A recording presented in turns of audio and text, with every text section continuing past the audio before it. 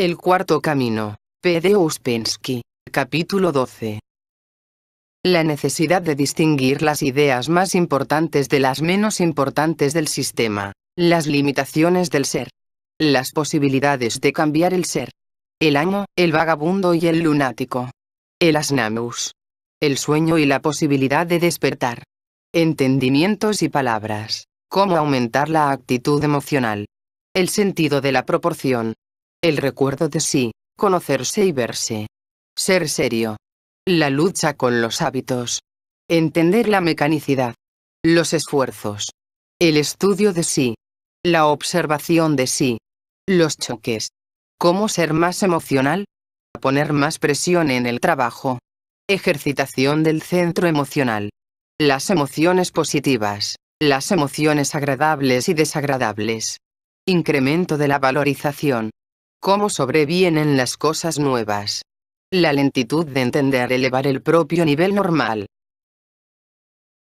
Ahora es tiempo de que piensen sobre todo lo que oyeron desde el punto de vista de lo que es más importante, es decir, buscar el centro de gravedad en todas las diferentes ideas que estudiaron y tratar de hallar los puntos principales, porque, como en todo lo demás, hay puntos más importantes y menos importantes. Hay cosas auxiliares que les ayudan a entender los puntos principales, y hay puntos principales que determinan el todo. Ahora es tiempo de distinguir entre ellos. Las cuestiones correctas, los problemas correctos son los que se refieren al ser y al cambio del ser, cómo hallar los lados débiles de nuestro ser y cómo luchar contra ellos. Debemos entender que, antes de adquirir conocimiento nuevo, debemos darnos cuenta de nuestras limitaciones y del hecho de que nuestras limitaciones son realmente limitaciones de nuestro ser. Nuestro conocimiento permanece en el mismo nivel. Crece en cierta dirección, pero este crecimiento es limitadísimo. Debemos ver en qué campo restringido vivimos, siempre engañándonos, siempre imaginando cosas que son diferentes de lo que somos. Pensamos que es facilísimo cambiar algo, pero solo cuando lo intentamos sinceramente nos damos cuenta cuán difícil, cuán casi imposible es. La idea del cambio del ser es la idea más importante de todas. Las teorías, los sistemas, los diagramas son solo una ayuda. Ayudan a la concentración y a pensar bien, pero solo puede haber un solo objetivo real, y ese es cambiar nuestro ser, pues si queremos cambiar algo en lo que entendemos del mundo, debemos cambiar algo en nosotros mismos. A este respecto, lo que es interesante, y lo que me gustaría expresar es la división de los hombres desde el punto de vista de la posibilidad de cambiar el ser. Tal división existe. Está particularmente conectada con la idea del sendero o camino. Recuerdan que se dijo que, desde el momento en que uno se conecta con la influencia C, empieza la escalera, y que, solo cuando el hombre llega a la cima de esta, se llega al sendero o camino. Se formula una pregunta sobre quién es capaz de subir esta escalera, ascenderla y llegar al camino. El señor Gurdjieff respondió usando una palabra rusa que puede traducirse como amo de casa. En la literatura india y budista este es un tipo muy definido de hombre y un tipo de vida que puede llevar a uno hasta el cambio del ser. Snataka o amo de casa significa simplemente un hombre que lleva una vida corriente. Tal hombre puede tener dudas sobre el valor de las cosas corrientes, puede tener sueños sobre posibilidades de desarrollo, puede acudir a una escuela, después de una larga vida o al comienzo de la vida, y puede trabajar en una escuela. Solo de entre tales hombres provienen los que son capaces de subir por la escalera y alcanzar el sendero. Las otras personas se dividen en dos categorías. Primera, los vagabundos, y segunda, los lunáticos. Los vagabundos no significan necesariamente personas pobres. Pueden ser ricas y, sin embargo, ser vagabundas en su actitud para con la vida. Y un lunático no significa un hombre privado de la mente corriente. Puede ser un estadista o un profesor. Estas dos categorías no son buenas para una escuela y no se interesarán por esta. Los vagabundos, porque en realidad no se interesan por nada. Los lunáticos, porque tienen valores falsos.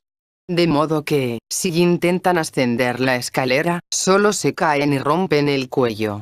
Primero es necesario entender estas categorías desde el punto de vista de la posibilidad de cambiar el ser, de la posibilidad del trabajo de la escuela. Esta división significa solo una cosa, que las personas no están exactamente en la misma posición en relación con las posibilidades del trabajo. Hay personas para las que existe la posibilidad de cambiar su ser. Hay muchas personas para las que esto es prácticamente imposible, porque llevaron su ser a un estado tal que, en ellas, no hay punto de partida. Y hay aún personas pertenecientes a una cuarta categoría que, por diferentes medios, ya han destruido toda posibilidad de cambiar su ser. Esta división no es paralela con ninguna otra división.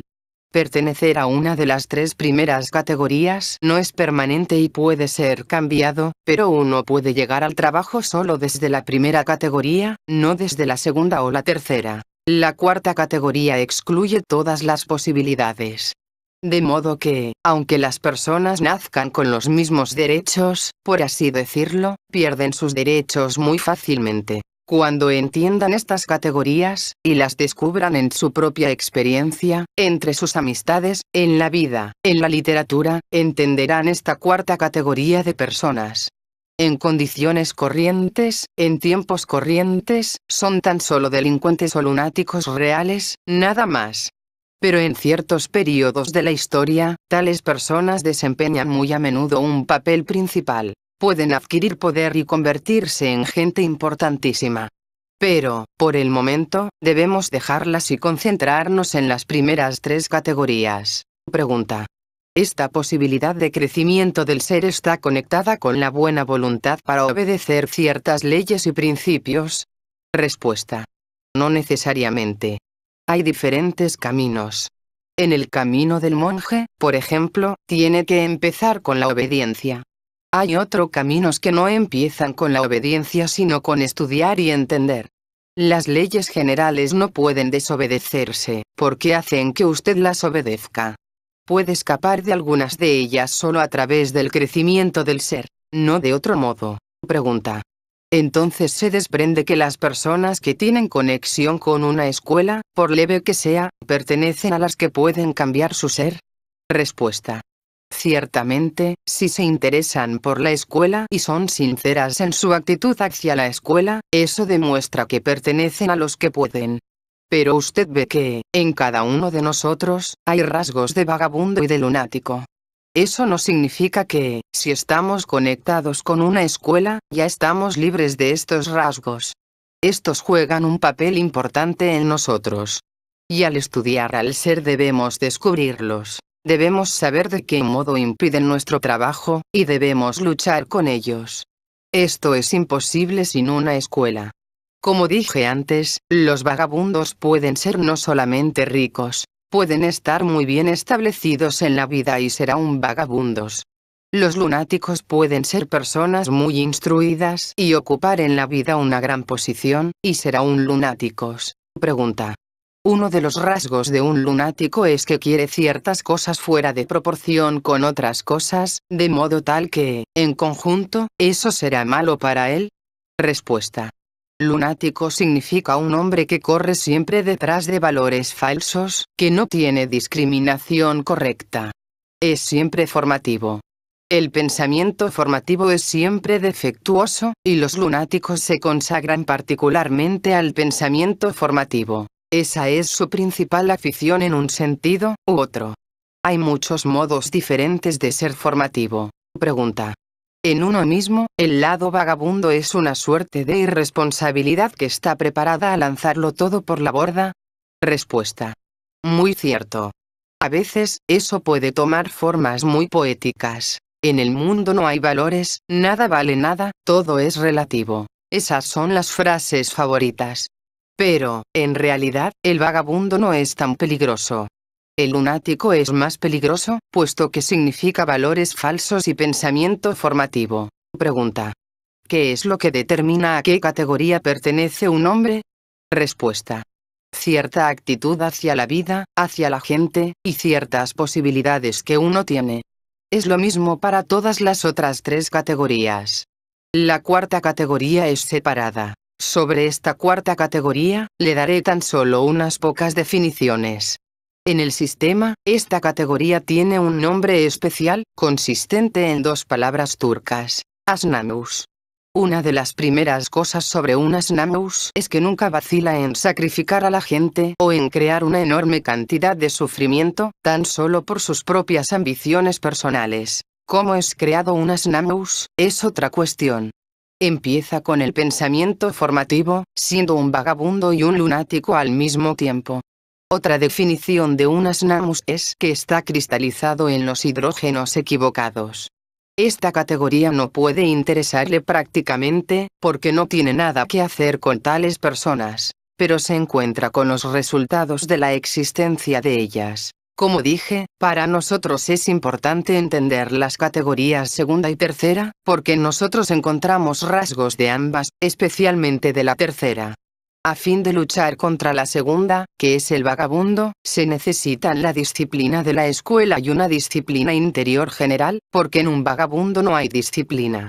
En un lunático puede haber una gran cantidad de disciplina, solo que de clase equivocada, toda formativa.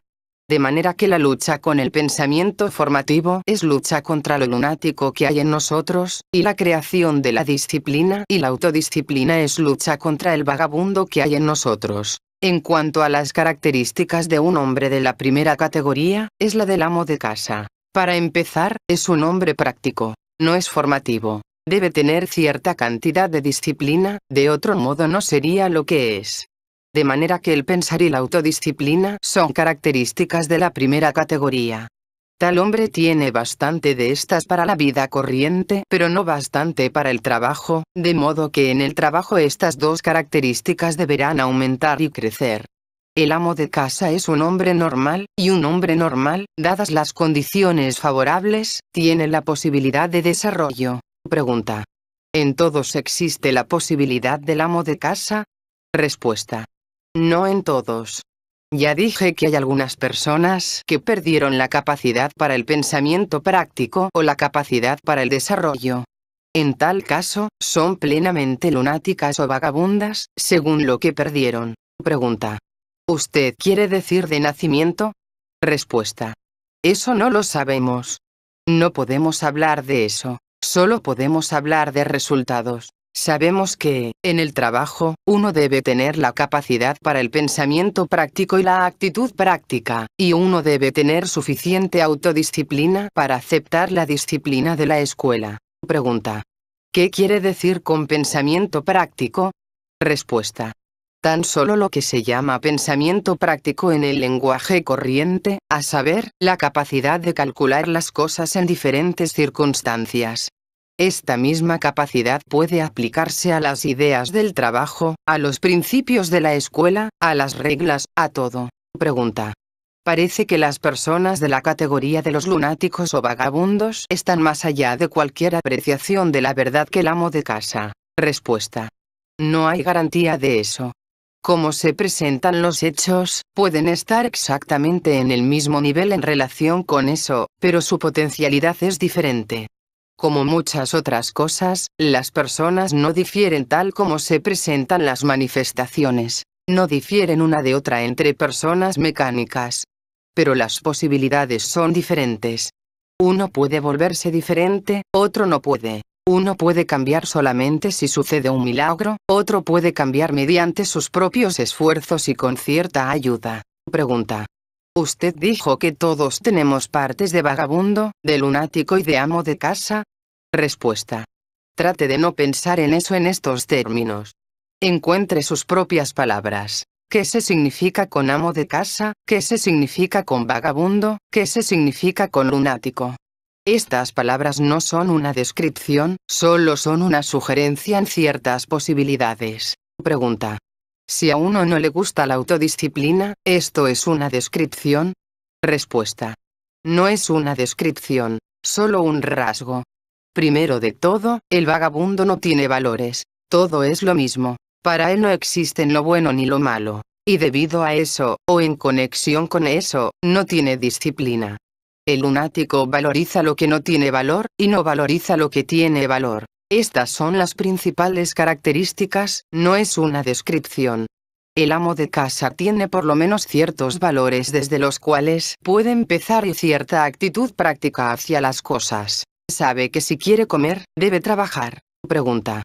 Respecto a la cuarta categoría del hombre, que ha destruido toda posibilidad de desarrollo, ¿esa situación surge en él debido a alguna forma de egoísmo extraordinario? Respuesta. Sí, en la mayoría de los casos. Es útil conocer acerca de esta categoría solo porque a veces estas personas desempeñan un gran papel en la vida. Pero ya están allí. No podemos ayudarlas ni destruirlas. Debemos pensar en nosotros mismos, en nuestra actitud, y principalmente en nuestro entendimiento. Porque si entendemos, ya es mejor. Aceptamos a tales personas más fácilmente y conocemos sus modos. Pregunta. Las distinciones entre los hombres N1, N2, número 3 y número 4 son claras, o, como los vagabundos, los lunáticos, los amos de casa, somos un poco de cada uno. Respuesta. Usted sabe que arruina absolutamente las ideas para usted cuando las toma de esta manera y las mezcla. Estas ideas son importantísimas. Primero, debe tomar una, muy separadamente, y tratar de entenderla. Luego, tome otra, y trate de entender esa. La división de los hombres N1, N2, N3 y sucesivos es una cosa y no guarda paralelismo con nada más. Esto lo debe estudiar como es. ¿Qué se significa con hombre N1, con hombre N2, con hombre N3? ¿Cuáles son las diversas combinaciones de estos? ¿Cómo se mezclan y demás? Luego, tome esta segunda idea. A fin de entender lo que se significa con amo de casa, vagabundo, lunático y las ulteriores degradaciones, por así decirlo, cada uno debe ser tomado separadamente. No puede tomarlos todos juntos y charlar sobre ellos en un respiro. Esta división fue mencionada en conexión con la posibilidad de desarrollo. Debe darse cuenta de la enorme cantidad de personas que, por el estado de su ser, son incapaces de apreciar cualesquiera ideas reales. Pregunta. ¿Un vagabundo podría alguna vez tener buen éxito exteriormente? Respuesta. Esta palabra se usa para describir a las personas que, en el sentido corriente, se supone a menudo que están muy cerca de la posibilidad de desarrollo, aunque en realidad están muy lejos de ella, más lejos que la gente absolutamente corriente. Las personas pueden saber muchas palabras bellas, hablar muy fácilmente y, sin embargo, estar muy lejos de la posibilidad de desarrollo. Pregunta. ¿Cuál es el significado de la idea representada por estas tres categorías? Respuesta. Lo importante es que en cada uno de nosotros, aunque descubramos que tenemos algunas actitudes prácticas y ciertos valores, una parte importante de nosotros tampoco tiene valores o tiene valores falsos, como el vagabundo y el lunático. Pregunta. ¿Qué nos puede ayudar a obtener más discriminación? Respuesta. Dividida en usted lo mecánico de lo consciente, vea cuán poco hay de lo consciente, cuán raramente trabaja, y cuán fuerte es lo mecánico. Las actitudes mecánicas, las intenciones mecánicas, los pensamientos mecánicos, los deseos mecánicos. Pregunta. ¿Cuál es el mejor modo de trabajar sobre el conocimiento de sí? Respuesta. Recuerde que al comienzo dije que hay dos líneas por las que nuestro desarrollo puede y debe proceder. La primera es la línea del conocimiento. Esto es comprensible. Debemos aumentar nuestro conocimiento, pues no sabemos bastante sobre nosotros ni sobre el universo. La segunda es la línea del ser, pues nuestro ser no es lo que debería ser, no solo en el sentido de que somos seres semidesarrollados de modo que nuestro nivel puede ser elevado, sino también en el sentido de que, en nosotros, ciertas cosas están sin desarrollar, incluso durante nuestro estado actual. Dije que los rasgos principales de nuestro ser son, por ejemplo, que no somos uno solo, que somos muchos, que no somos conscientes. Esto es inevitable, pero el hecho de que no nos demos cuenta de ello puede ser cambiado. Podemos saberlo. Por ejemplo, podemos saber que, a cada momento, ni una sola acción, ni un solo pensamiento provienen del todo, sino solo de una pequeña parte de nosotros. Podemos volvernos conscientes de ello. El cambio del ser comienza, en la mayoría de los casos, con volvernos conscientes de algo de lo que antes no éramos conscientes. Pero el ser mismo puede crecer y desarrollarse. Nuestro nivel del ser puede cambiar, y paralelamente con eso, crece nuestro conocimiento. El trabajo real es el trabajo sobre el ser. Pero el conocimiento ayuda. Al mismo tiempo, el trabajo sobre el conocimiento es también importante, y entonces el ser ayuda, porque, en el estado en que estamos, ni siquiera podemos adquirir mucho conocimiento. Será despedazado y dividido entre los diferentes yoes. A veces, las personas trabajan durante varios años, adquieren información, pero no trabajan sobre su ser. Entonces abandonan, pero no pueden olvidar el conocimiento que adquirieron y este trabaja en ellas. Pero su ser no guarda correspondencia con ello. Y de ese modo su conocimiento se deforma. Con respecto al conocimiento, debe entender también que en cada uno hay 3 hombres. El hombre número 1, el hombre N2 y el hombre N3. Uno de ellos puede predominar, pero cada uno tiene a los 3 en total. De modo que, incluso en nosotros, tenemos 3 categorías de conocimiento. Parte de nuestro conocimiento es el del hombre N1. Parte es el del hombre número 2, y parte, el del hombre número 3. Cuando usted divida lo que cada uno de ellos sabe, verá cómo un hombre con fuerte predominio puede ser dominado por él. Algunas escuelas empiezan, desde el principio, de un modo incorrecto, y desarrollan cualidades imaginarias, como visiones y cosas por el estilo. Pues el trabajo sobre el ser necesita constante supervisión y conocimiento. De otro modo muchas cosas pueden ir mal. Uno puede confundir a la imaginación con lo real, y si uno no trabaja sobre el ser del modo correcto, el propio trabajo puede tomar un giro equivocado. Esto es importantísimo entenderlo. Siempre deberán existir estas 2 líneas, una ayudando a la otra. Pregunta. Usted dijo que uno de los rasgos de nuestro ser es que nunca somos uno solo. Con seguridad, en el caso de la identificación somos uno solo, no somos muchos. Pero quizá en un sentido equivocado. Respuesta. Sí, pero es el uno solo de los muchos grupos de yoes. No es el todo. Y la identificación excluye prácticamente a todos los otros yoes. Incluso en los momentos corrientes, si usted no está relativamente identificado, un yo puede estar haciendo algo y otros yoes pueden vigilar y mirar en la misma dirección, por lo menos cierta cantidad de ellos. Pero, en un estado de identificación, están completamente clausurados. Un yo pequeño ocupa todo el campo. Esta es una característica de nuestro ser, que un yo pequeño se llama yo, significando la totalidad. He ahí por qué digo que siempre nos mentimos y mentimos a todos los demás cuando decimos yo, porque este no es yo sino una cosita que pretende ser el todo. Pregunta. ¿En nosotros, qué es lo que hace los esfuerzos? Respuesta. Nuevamente, uno de los yoes o un pequeño grupo de ellos. Nuestro objetivo es poder efectuar los esfuerzos correctos del estudio de sí y del desarrollo de sí con un grupo mayor de yoes, de modo que este grupito de yoes, que empieza con el estudio de sí, pueda crecer y, después de un tiempo, volverse suficientemente grande y fuerte para controlar a la totalidad y conservar la dirección. Pero, al comienzo, ha de ser educado en todo lo que llamamos el trabajo de la escuela mediante cierta clase de estudio. Si este grupito de yoes con el que usted empieza no crece, no tiene usted bastante fuerza como para seguir. Muchas personas empiezan este trabajo y luego lo dejan. Sobre eso no puede hacerse nada, y uno no puede decirlo de antemano.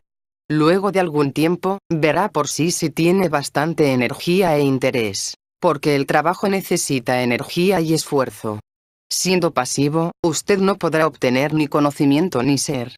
Tiene que ser activo en relación con el trabajo. Lo primero que hay que recordar y sobre lo que hay que pensar en conexión con el cambio del ser es el sueño y la posibilidad de despertar.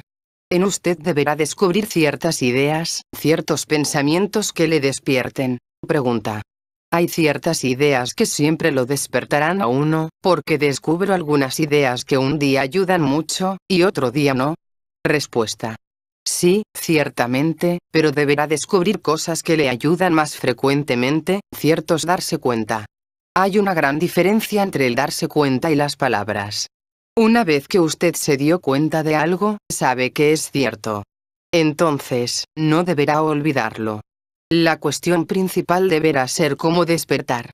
Darse cuenta que está dormido, que todos están dormidos. Entonces, darse cuenta que la única salida es despertar.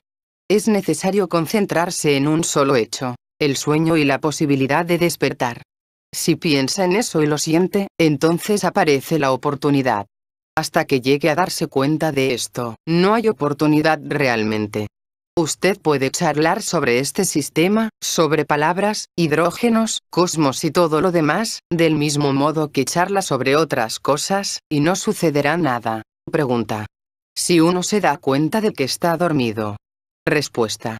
Si es ya un sueño. Todos los sueños empiezan con sí. Trate de pensar sin él. Sí, comprender esto es lo único. Es necesario hallar los modos de despertar, y antes deberá comprender qué es el sueño. Pregunta. ¿Cómo habrá que aumentar la propia aptitud emocional hacia las ideas del sistema? Respuesta. Compare el sueño y el despertar. Todas las ideas del trabajo empiezan con la idea del sueño y la posibilidad del despertar. Todas las otras ideas, las ideas de la vida pueden ser hábiles, acabadas, pero son ideas de gente dormida. Estamos tan acostumbrados a estas ideas imaginarias que, después de algún tiempo, consideramos a las ideas del sistema en el mismo nivel que estas otras ideas que no conducen a ninguna parte. No sabemos qué nos puede deparar el mañana, pero habitualmente olvidamos esto. Si se da cuenta de esto, su actitud emocional aumentará por sí sola y usted será capaz de pensar sobre lo que es realmente importante. Trate de pensar sobre la importancia relativa de las cosas. Es muy necesario entender cómo enfocar este problema. ¿Cómo puede usted pensar sobre la importancia de algo si no tiene material de comparación? Deberá tener diferentes cosas para comparar. Trate de comparar las ideas y los principios del trabajo con las cosas de la vida. Pregunta. Parece que las dos son enteramente diferentes. Respuesta. No le ayudará si dice que son diferentes. Queremos descubrir por nosotros mismos y no con fines académicos qué es más importante y qué es menos importante, de modo que ese no es el modo de empezar. Nunca conseguirá la proporción correcta, el material correcto para la comparación si empieza de este modo. Piense y verá. Pregunta. Mi dificultad es que acepto intelectualmente que algo es importante y provechoso, y que otra cosa es sin importancia y no provechosa, pero no lo siento. Respuesta.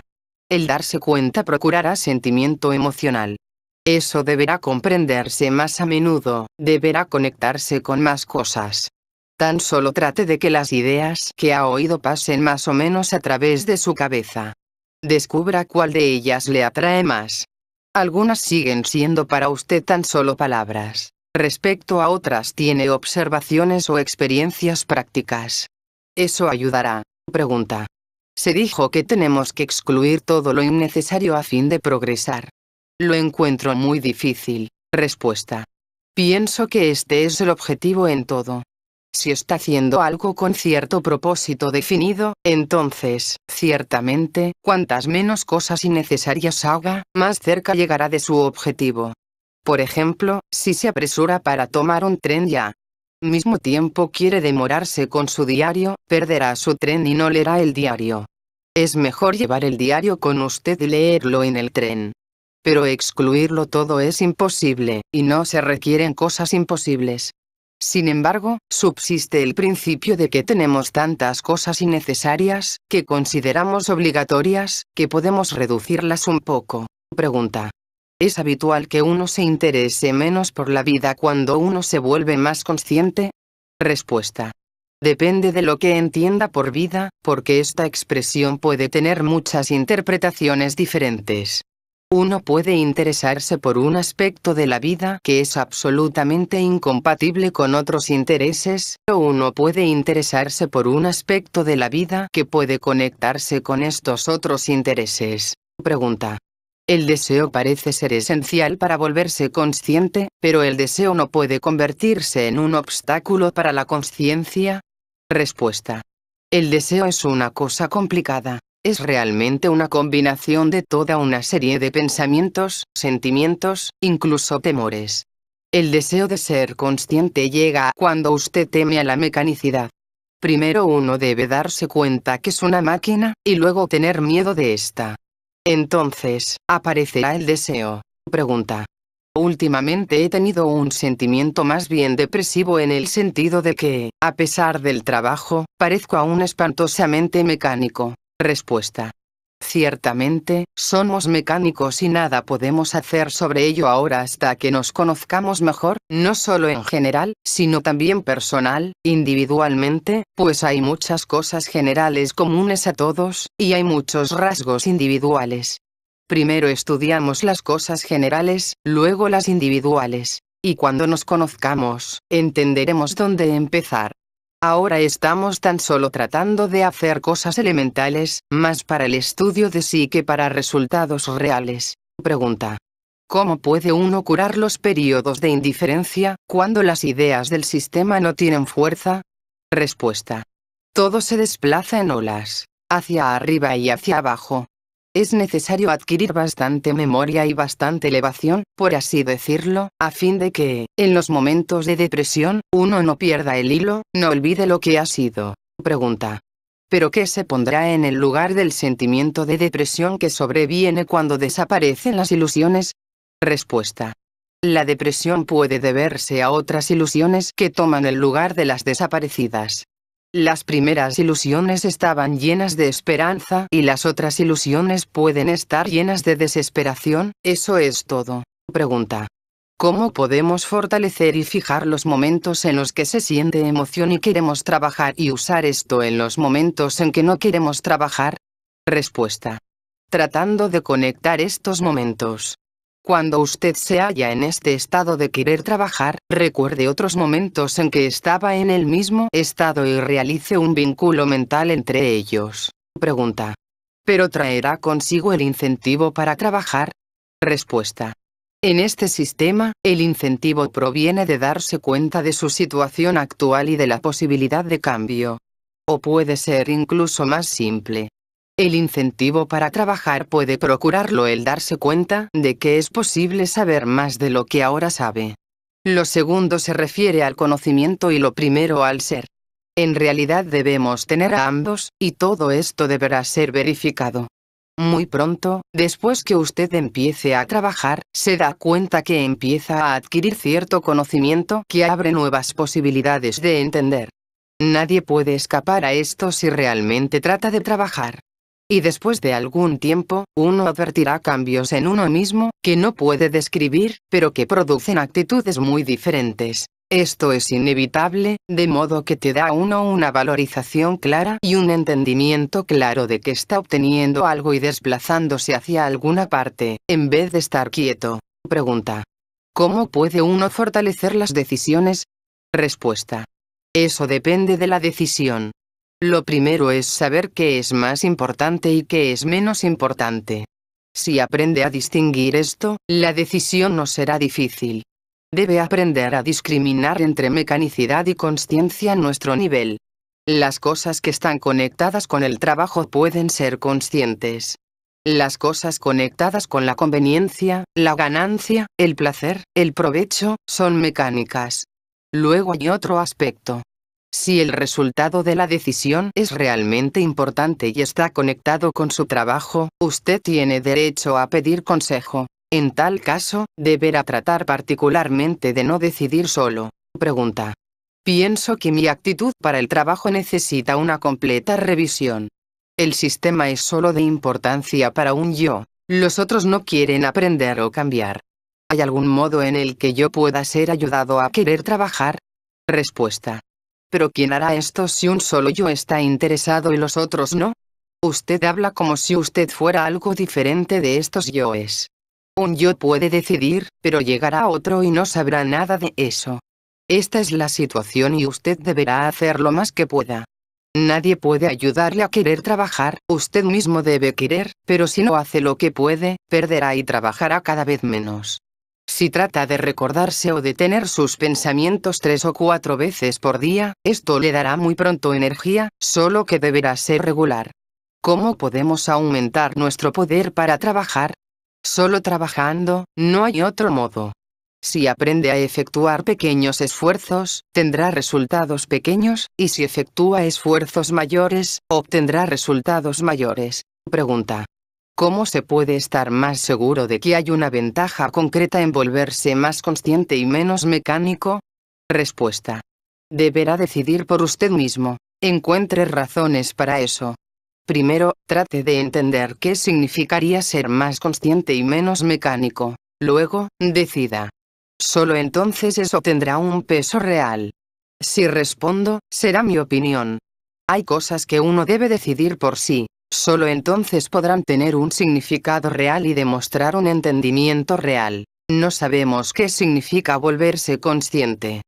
Pero tampoco conocemos nuestro estado actual, porque vivimos en las ilusiones. Si estuviéramos libres de ilusiones, se posibilitaría un fuerte impulso para salir de este estado y cambiar. Uno no puede describir plenamente qué significa este estado, y es mejor no intentarlo, pues la imaginación está siempre lista para trabajar en nosotros y engañamos. Mejor, estudie el estado actual. Si lo hace, no pierde nada, pues no tenemos nada que perder. Pregunta: a veces pienso que no tengo sentido de la proporción. ¿Cómo puedo tratar de remediar eso? Respuesta: pero eso es el todo. Este es el objetivo de todo el trabajo. Todo lo que tenemos que hacer es tener un sentido real de la proporción. Pero no puede tenerlo antes de que trabaje, de modo que es necesario trabajar y, entonces, como resultado del trabajo, tendrá un mejor sentido de la proporción. Pregunta: pienso que la máxima dificultad es encontrar un puente entre nuestra vida corriente y el trabajo serio en el sistema. ¿Cuál es el puente? Respuesta: no hay necesidad de buscar un puente, porque este sistema da la posibilidad de empezar el trabajo de inmediato, tan solo como ustedes. Al mismo tiempo, cuando empiece a pensar sobre los resultados posibles del trabajo y sobre lo que sucede sin trabajo alguno, usted verá que son absolutamente diferentes. En un caso, todo sucede y, en otro caso, ha de ser consciente a fin de actuar de acuerdo con lo que usted sabe. Entre estos no hay puente. ¿Qué puente puede haber entre la locura y la cordura? Pregunta: ¿el cambio del ser libera a uno de los acontecimientos externos? Respuesta: eso deberá averiguarlo mediante experiencia. Cuanto más se una en sí mismo y cuanto más consciente esté, menos dependerá de las circunstancias. Los entenderá mejor, hallará mejor su camino, y de esa manera se volverá más libre. En cuanto a qué sucede después, eso deberá ser experimentado en etapas ulteriores. Es inútil hablar de eso teóricamente. Ahora puede juzgar, por todo lo que digo, que estoy tratando de traerlo a cosas prácticas. Pregunta: recordarse es mucho más difícil en algunas circunstancias de la vida. ¿Uno debe evitarlas? Respuesta: es un error pensar que las circunstancias de la vida, esto es, las circunstancias externas, pueden cambiar o afectar algo. Esto es una ilusión. En cuanto a si evitarlas o no, trate de evitarlas, y trate de considerarlas como un papel que tiene que representar. Sin embargo, si se las arregla para evitarlas, descubrirá que nada cambió. Puede haber excepciones, pero el balance general sigue siendo habitualmente el mismo. Pregunta: si somos toda debilidad y no fuerza, ¿de qué fuente extraemos tal fuerza como la que se necesita hasta para empezar el trabajo sobre nosotros mismos? Respuesta: tenemos cierta fuerza. Si fuéramos solo debilidad, no podríamos hacer nada. Si no tuviéramos fuerza en absoluto, no nos interesaría el trabajo. Si nos damos cuenta de nuestra situación, ya tenemos cierta fuerza, y el conocimiento nuevo aumenta esta fuerza. De modo que tenemos bastante como para empezar. Después, la fuerza proviene del conocimiento nuevo, de los esfuerzos nuevos. Pregunta: encuentro muy difícil trabajar del modo correcto, porque no veo qué clase de esfuerzo está bien en una ocasión y no en otra. Respuesta: tratar de recordarse es siempre correcto, si puede obligarse a intentarlo. Cualquier cosa que haga, trate tan solo de darse cuenta que la está haciendo, o que no está haciendo algo que tiene que hacer. Si intenta esto persistentemente, le dará resultados. El esfuerzo para recordarse es lo principal, porque sin esto, nada más tiene valor alguno. Esto deberá ser la base de todo. Solo de este modo podrá usted pasar del estado mecánico a un estado más consciente. Pregunta. Aún no puedo ver de qué modo recordarse es distinto de pensar en uno mismo. Respuesta. Pensar en usted es otra cosa. Si quiere recordarse, lo mejor es no pensar en usted. Mientras piense en usted, no se recordará. Es difícil explicar la diferencia con palabras. Es como si pensase en usted sobre una base y tratase de recordarse sobre otra base. Usted se da cuenta que no se recuerda, que no está consciente, y obligándose a recordar esta ausencia de la consciencia, usted empieza a recordarse. No puedo explicarlo mejor. Usted no obtiene el método correcto de repente, pero si lo intenta durante algún tiempo, encontrará alguna línea particular de pensamiento que le ayudará. Entonces descubrirá que si piensa en algunas cosas particulares de cierta manera, eso le hará recordarse. Y este es el primer paso hacia la consciencia. Pregunta. No sé si me recuerdo o no en ciertos momentos. Respuesta. Es suficiente saber que no lo hace. Atrape un momento en el que esté particularmente lejos de recordarse. En este momento se recordará. Pregunta. Si me digo, ¿me recordaré? Respuesta. No pasa nada. No puede empezar de ese modo. O piensa en algo que lo produzca, o se da cuenta que no se recuerda. Pregunta. Ahora veo, en este momento, que no me recuerdo, pero eso no va más allá. Respuesta. Profundice más. No es necesario nada más. Dese cuenta cada vez más profundamente, que ni usted ni los demás recuerdan, que nadie se recuerda. Esto le conducirá a eso, mejor que todo lo demás. Nuestra dificultad en recordarnos depende principalmente de la falta de darnos cuenta de que no nos recordamos. Después pueden entrar muchas otras cosas en esto, pero si trata de tenerlas todas de inmediato, no tendrá nada. Trate de observar cómo pasa su tiempo. Digamos que está en el teatro o que está aquí, o que va a ver a sus amigos. Entonces, cuando llega a su casa, se pregunta si estuvo consciente de sí, y descubrirá que no lo estuvo. O si está en un ómnibus, pregúntese, al salir, qué sucedió en el trayecto. Verá que nunca se recordó naturalmente. Usted debe hacer que usted mismo lo haga. Pregunta. Entonces, ¿cómo se producen las vislumbres accidentales del recuerdo de sí? Respuesta. Puede ser un trabajo intenso de los centros, particularmente cuando una función mira a la otra. Cuando un centro está observando a otro centro, las impresiones pueden ser bastante fuertes o bastante conflictivas, o bastante auxiliadoras, como provocar el recuerdo de sí. Usted puede crear intencionalmente muchas cosas de esa índole, pues no puede confiar en que se haga consciente de sí por accidente. Pregunta.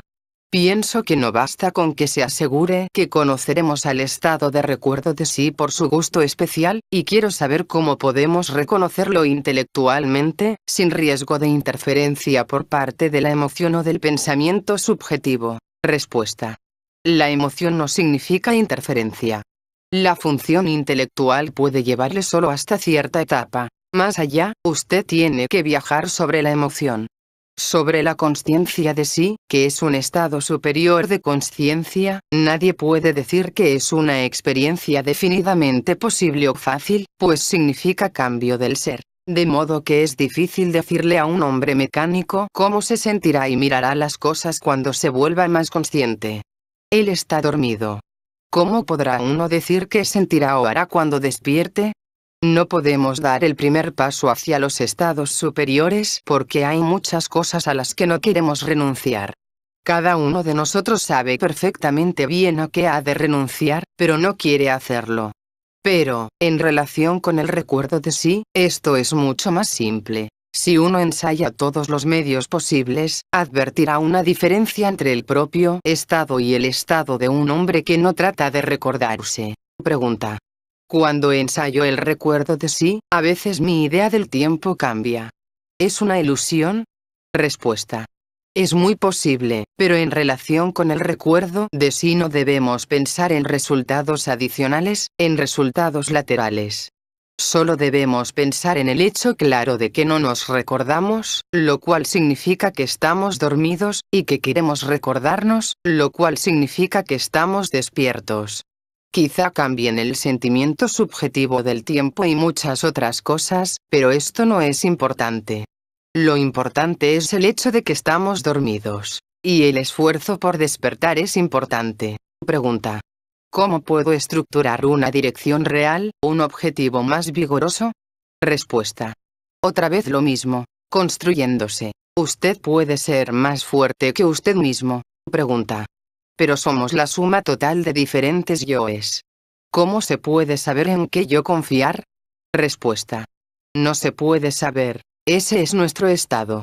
Hemos de tratar lo que somos hasta que cambiemos, pero trabajamos con la idea del cambio posible, y cuanto más nos demos cuenta del estado desesperado en que nos hallamos, más energía tendremos para hacer esfuerzos a fin de cambiar. Pregunta.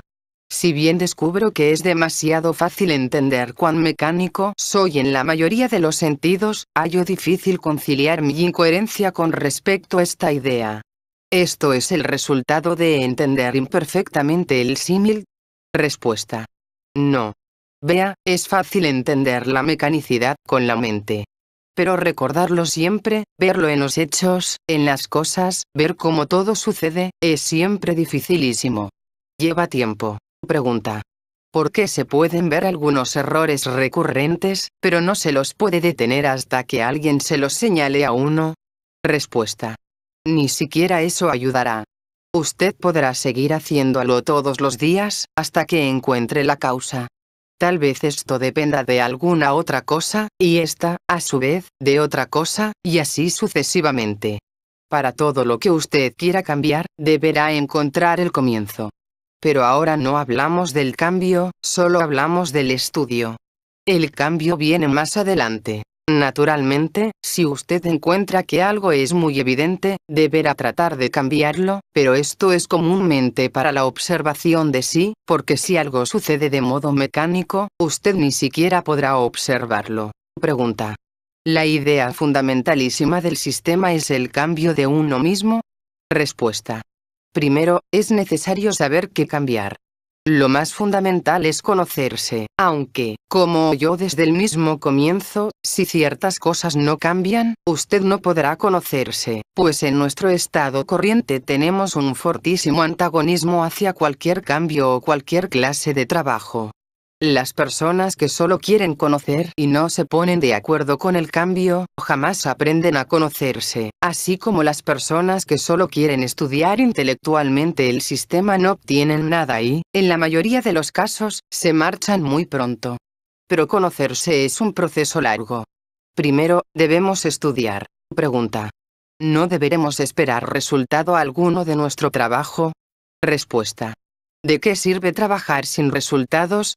Pero usted no podrá esperarlos demasiado rápidamente, no podrá esperar resultados inmediatos. Planta un brotecito en la tierra y no podrá esperar un gran árbol al año siguiente. El crecimiento es un proceso. Pregunta. Hace un tiempo, usted dijo que antes de poder conocerse, uno deberá verse. ¿Verse significa una combinación de observación de sí y recuerdo de sí?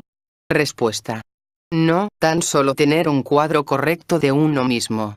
Antes de conseguir eso, usted no podrá empezar ningún trabajo serio, solo podrá estudiar, y hasta eso será fraccionario. Pregunta. Es muy difícil asegurar que uno se está diciendo la verdad. Respuesta. Sí, he ahí por qué dije que primero hay que verse, no conocer. Tenemos muchos cuadros de nosotros mismos. Debemos verlos, uno tras otro, y luego compararlos. Pero a primera vista no podremos decir cuál es el correcto. Eso solo lo podrá verificar la experiencia repetida. Esto es lo que, en el primer grupo de San Petersburgo, se llamó tomarse instantáneas como preparación para verse. Pregunta. ¿La experiencia repetida no podrá estar también equivocada? Respuesta. Sí, podemos engañarnos incluso en eso. Pero cuando entra el elemento emocional, la conciencia, esa será la verificación. Pregunta. ¿Cómo se toman esas instantáneas mentales? Respuesta. Sin cámara. Vea cómo mira, cómo la gente lo ve en uno u otro conjunto de circunstancias. Tiene que hacerlo usted mismo, aunque a veces sea útil preguntar a los demás sobre la impresión que tienen de usted, porque todos tienen un cuadro equivocado respecto de sí mismo. Todos se paran frente a un espejo y, en vez de verse, ven a los demás. Si usted hace eso, obtendrá una idea de sus roles. Los roles están frecuentemente divididos por los amortiguadores, de modo que no podemos mirar de un rol a otro. Pregunta. ¿Verse significa ver los propios defectos y también lo que ha de hacerse con estos? Respuesta. A veces, puede ser así. Pero usted está tratando nuevamente de tener una definición y una explicación, y yo hablo sobre una práctica real, no sobre definirla ni traducirla en palabras. Quiero decir ver realmente. Suponga que habla de cierto cuadro que nunca vio y del cual solo ha oído. Podrá saber de este cuadro todo lo que es posible saber, pero si no lo vio, primero deberá verlo usted mismo y verificar todo lo que oyó.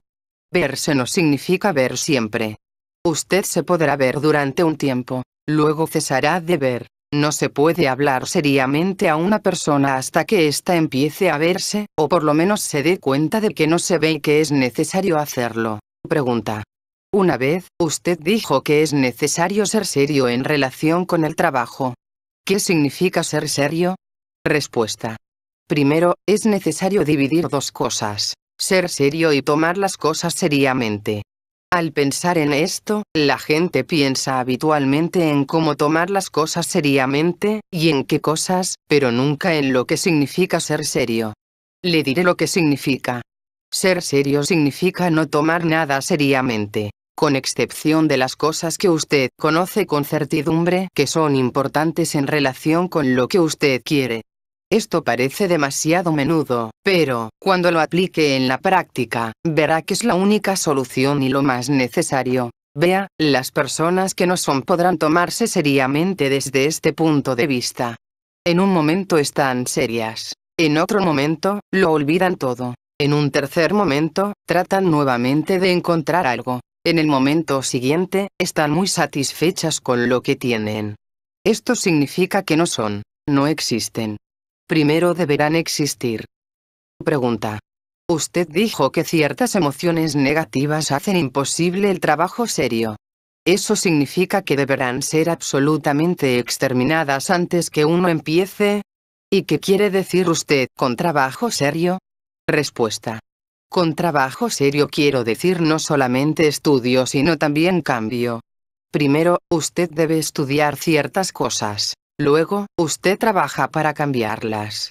Pero, puesto que ni siquiera el estudio puede proseguir sin cierto cambio, porque estos dos procesos de estudio y cambio no están plenamente divididos, un estudio más serio que el del simple comienzo puede llamarse ya trabajo serio.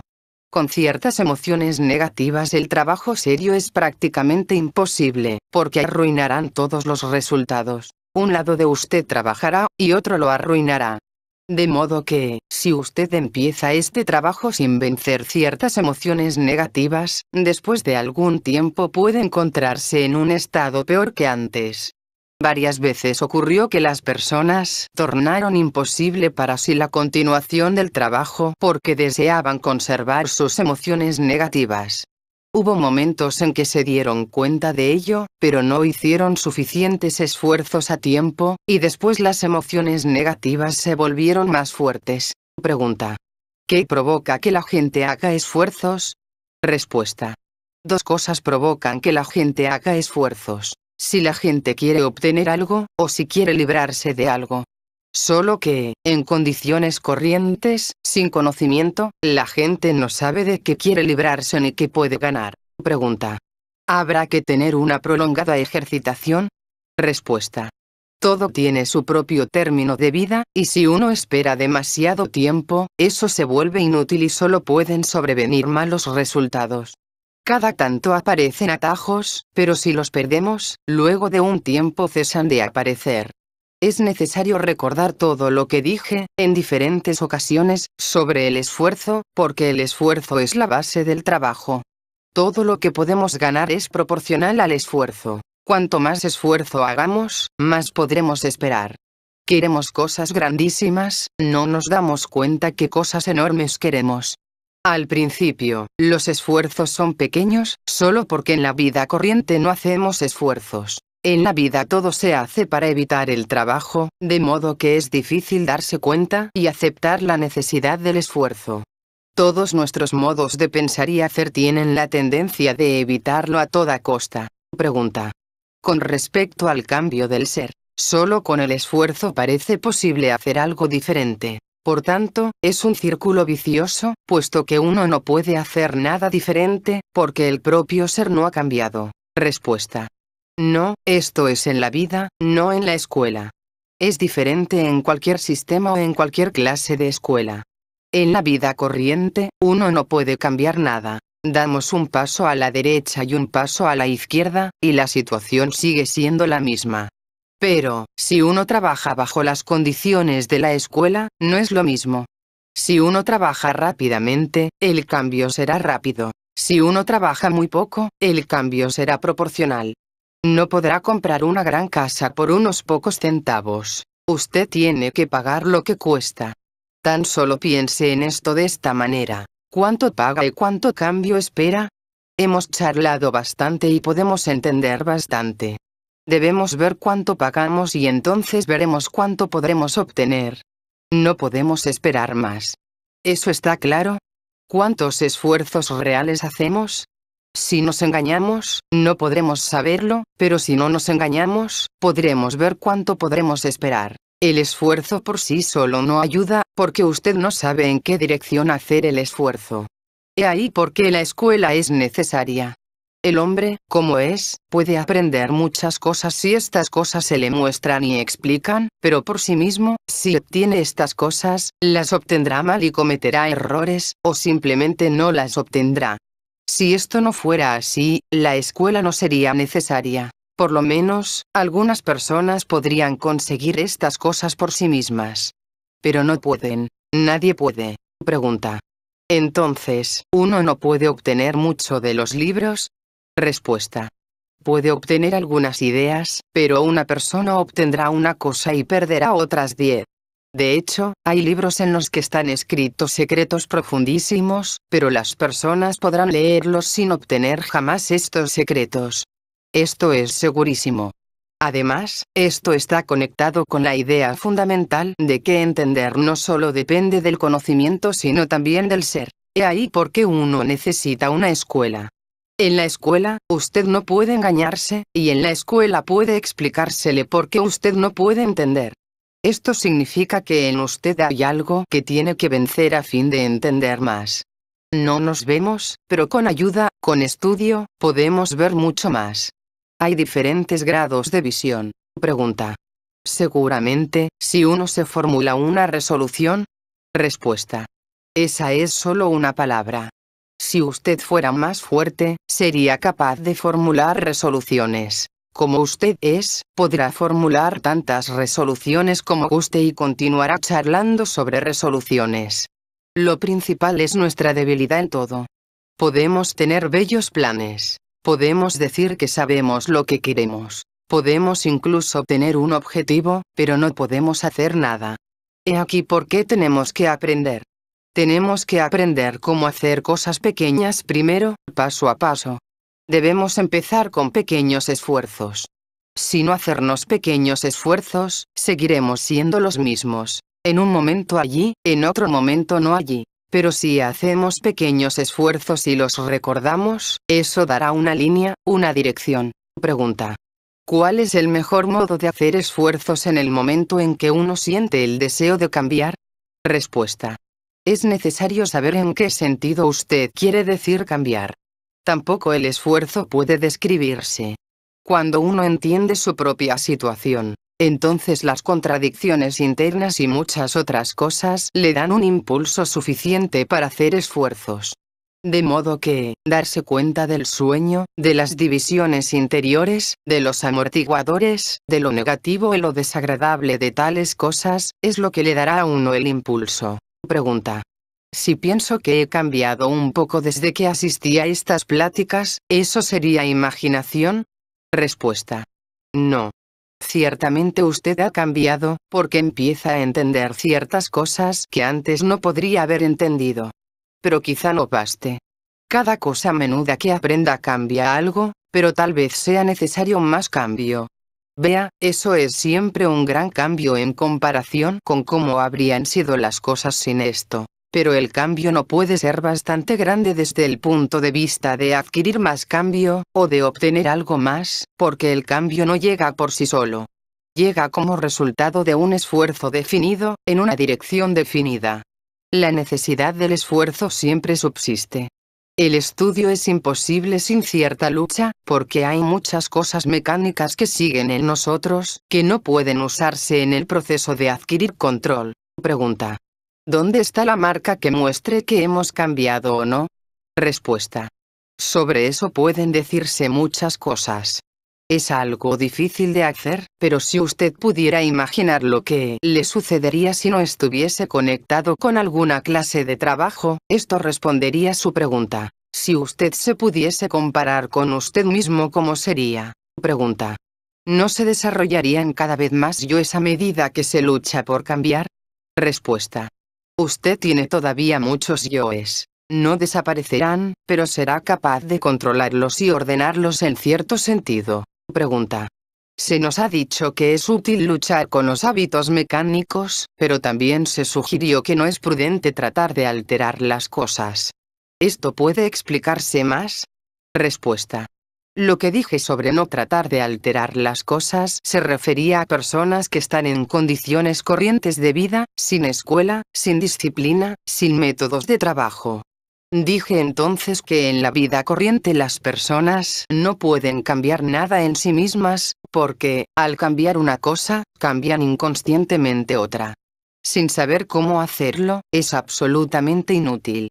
Pero en el trabajo, particularmente después de algún tiempo, este peligro no existe más, porque al hacer todo lo que se le aconseja, uno evita esta posibilidad de cambio equivocado, puesto que el cambio equivocado sucede siempre en una de las funciones inútiles.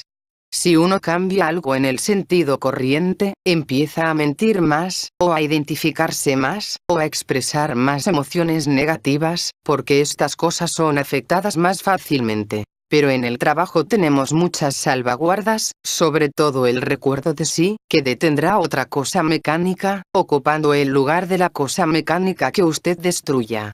Además, debe entender que, a fin de cambiar algo, es necesario saber cómo están conectadas las cosas y cómo hacerlo, y uno no puede hacerlo, a menos que se le explique cómo empezar. Hay puntos definidos en los que uno puede empezar y, a fin de cambiar algo realmente, uno deberá seguir el camino que se le muestra.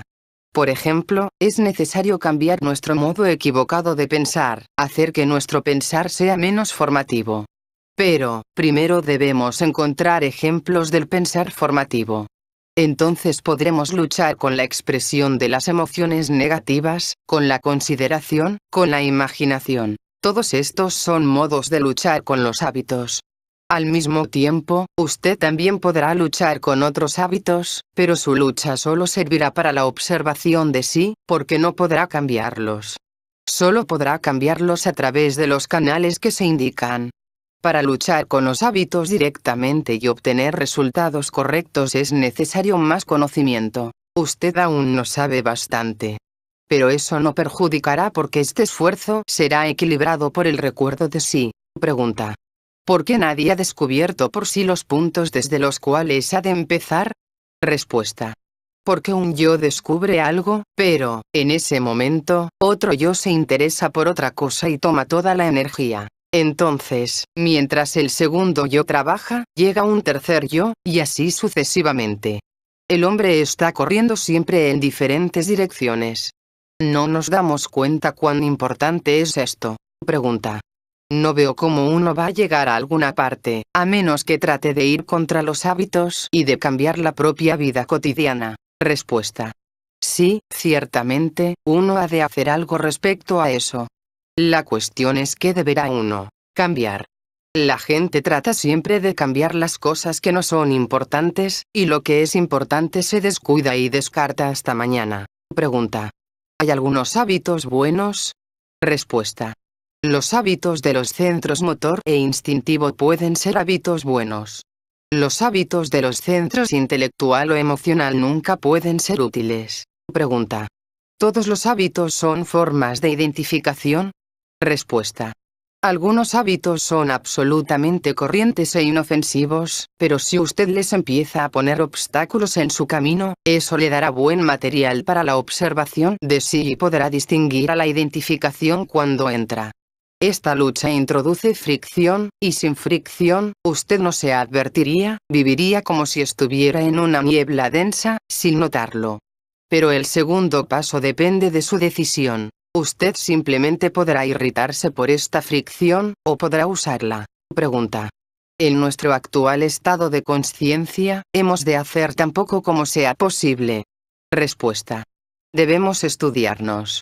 Nada podremos hacer hasta que conozcamos. Primero, debemos conocer qué somos y qué hacer. Pero en estas pláticas ya les he dado algunas cosas que pueden hacer. Uno puede estudiarse como es. Es muy importante estudiar eso. Y, lo repito nuevamente, desde los primeros pasos mismos, uno debe tratar de cambiar ciertas cosas, porque en nuestro estado de caos ni siquiera podemos estudiarnos. Hemos de introducir algún orden. Queremos hacer un inventario de nuestra casa, de modo que empezamos a documentar lo que hay en ella. Pero suponga que mientras lo estamos haciendo, otras personas de la casa desplazan los muebles, o que los muebles se desplazan por sí solos. Esto es lo que realmente sucede. Se desplazan los muebles, de modo que usted no los puede fijar en un lugar definido. El conocimiento de la escuela es conocimiento adquirido a través de los centros superiores. De modo que es un método absolutamente diferente.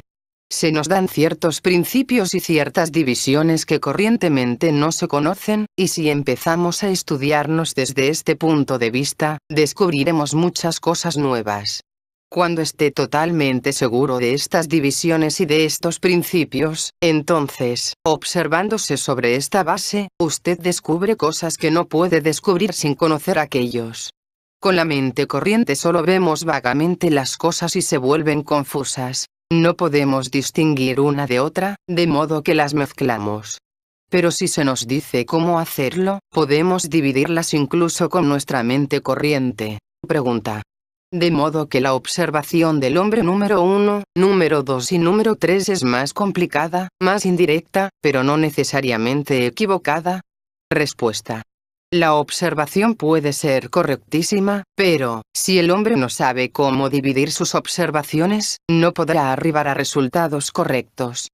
Muchísimo se basa en las divisiones correctas. Pregunta. ¿Es bueno empezar, primero, haciendo observaciones de una división? Respuesta. No, no puede hacer eso, porque no puede saber qué puede usted hacer mejor en un momento dado. De modo que haga lo que descubra que puede hacer mejor. Por ejemplo, puede decidir observar la función intelectual y, en lugar de ello, puede encontrarse en un estado emocional. No podrá hacer una cosa, y luego otra, y después otra, hasta que tenga control. Y el control es el último en llegar. Pregunta. De la observación de los demás y de uno mismo ha de derivarse un beneficio muy considerable.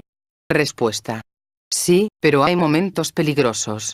Si uno es capaz de aplicarse lo que descubre en los demás, entonces puede estar bien, pero, por regla general, uno piensa que los demás son una cosa, y uno mismo, una cosa diferente.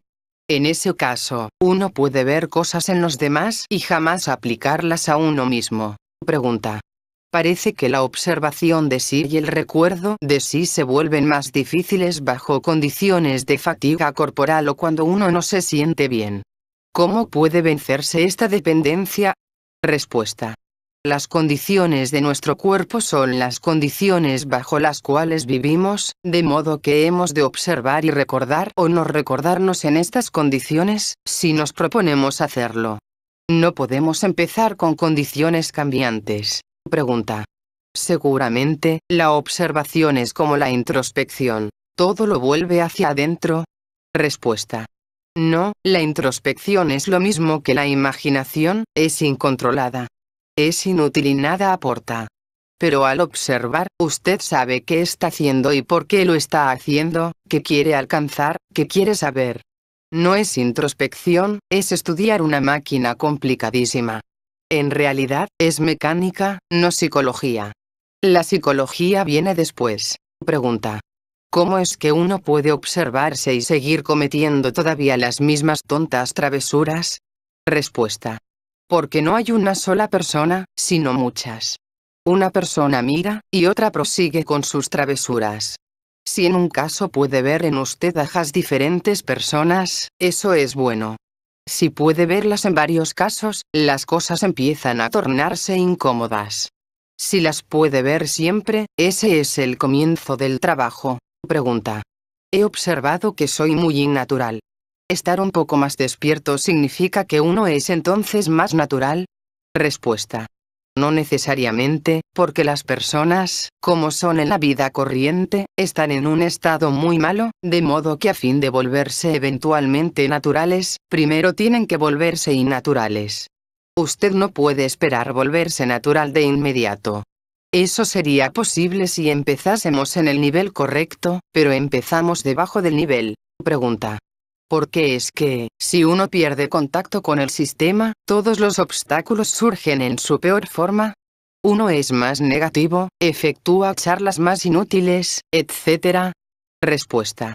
Debido al trabajo, uno obtiene una suerte de control nuevo y, al mismo tiempo, pierde el control mecánico. De modo que, si uno pierde contacto con el trabajo, pierde este pequeñísimo control consciente y ya ha perdido el control mecánico. Como resultado, uno está peor fuera. Pregunta. ¿Por qué en mí hay más resistencia a trabajar en el sentido del sistema que hacia otras clases de trabajo? Respuesta. Porque las otras clases de trabajo son mecánicas y la resistencia mecánica es menor a la acción mecánica. Pero si usted toma una acción originalmente consciente, ésta se encuentra con toda la resistencia posible. Pregunta. ¿Algún choque profundo que ocurra en la vida puede ser favorable al propio trabajo? Respuesta. Sí, pero tales choques no pueden reemplazar al trabajo. Todo lo que puede adquirirse en la línea del desarrollo de la consciencia podrá adquirirse solamente mediante esfuerzo. Un choque no puede reemplazar al esfuerzo. Puede actuar sobre los centros pero no sobre la consciencia.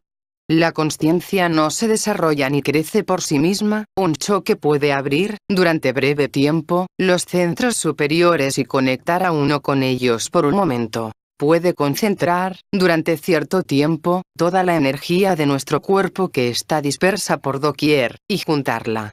Entonces usted puede despertar por un momento, pero por regla general, después se queda dormido más profundamente. Hasta puede perder la conciencia. O estar después en un estado muy bajo.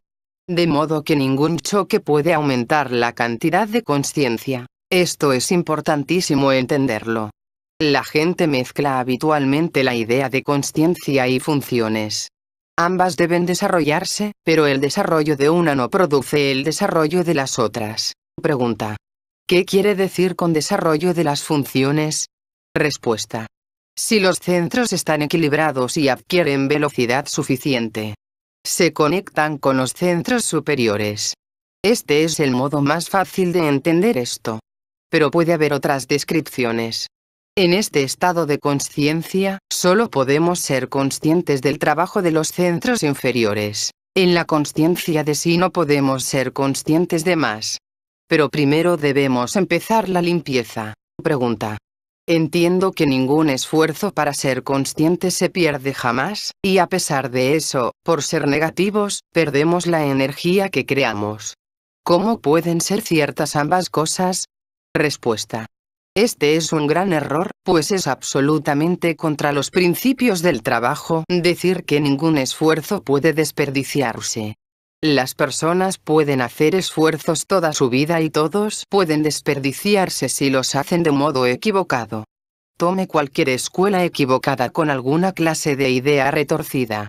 Las personas pertenecientes a tal escuela pueden hacer una enorme cantidad de esfuerzos y todos ellos pueden perderse. Hasta del modo correcto, uno puede hacer esfuerzos durante algún tiempo, y luego, si se detiene, todos esos esfuerzos se perderán. De modo que los esfuerzos pueden perderse si no los sigue una actitud correcta y otros esfuerzos. Pregunta. ¿Qué explica el sentido de urgencia creado en uno mismo en un estado mejor? Respuesta. Al principio es el centro magnético, pues se da cuenta oscuramente de la irrealidad de los conceptos, intenciones y posibilidades corrientes. Luego, cuando uno empieza a estudiar, en cierto momento el darse cuenta del sueño se vuelve emocional y gana fuerza. La falta de entendimiento significa falta de emoción. Solo el centro formativo puede trabajar sin emoción. Cada darse cuenta correcto se vuelve emocional. Uno de nuestros obstáculos es que somos demasiado torpes, no bastante emocionales. El intelecto es una máquina muy débil. He aquí por qué el centro emocional debe estar libre de emociones negativas, porque, de otro modo, usamos toda su energía en ellas y no podemos hacer nada. Pregunta. ¿Cualquier energía es deducida por la observación de sí? Respuesta. Ciertamente. Toda clase de trabajo produce energía, solo que algunas clases producen una cantidad pequeña, de modo que es necesario hacer esfuerzos consecutivos durante largo tiempo para producir energía suficiente. A veces, un esfuerzo puede parecer muy pequeño y ser en realidad muy grande, y a veces un esfuerzo muy grande puede ser muy pequeño. Pregunta. ¿Cómo puedo aprender a sentir más? Vivo tanto en mi cabeza. Consigo demasiado poco de la vida y hay una barrera entre mí y el sistema. Respuesta. Este es el problema de todos, porque si las personas pudieran sentir más, muchas cosas serían más fáciles para ellas. Pero, durante largo tiempo, han estado creando inconscientemente tantos artificios protectores contra el sentimiento que actualmente no puede existir ninguno. Es necesario encontrar un comienzo. Sin un comienzo, nada es posible. Usted debe empezar en alguna parte. Hay cosas que son más difíciles y otras que son menos difíciles. Lo que usted realmente necesita es más observación y cierta clase de pensar sobre usted mismo o sobre alguna otra cosa.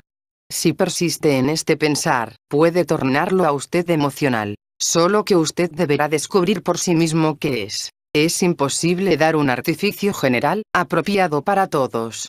Cada persona tiene algunos puntos que la llevan más cerca de un estado emocional. Es necesario encontrarlos.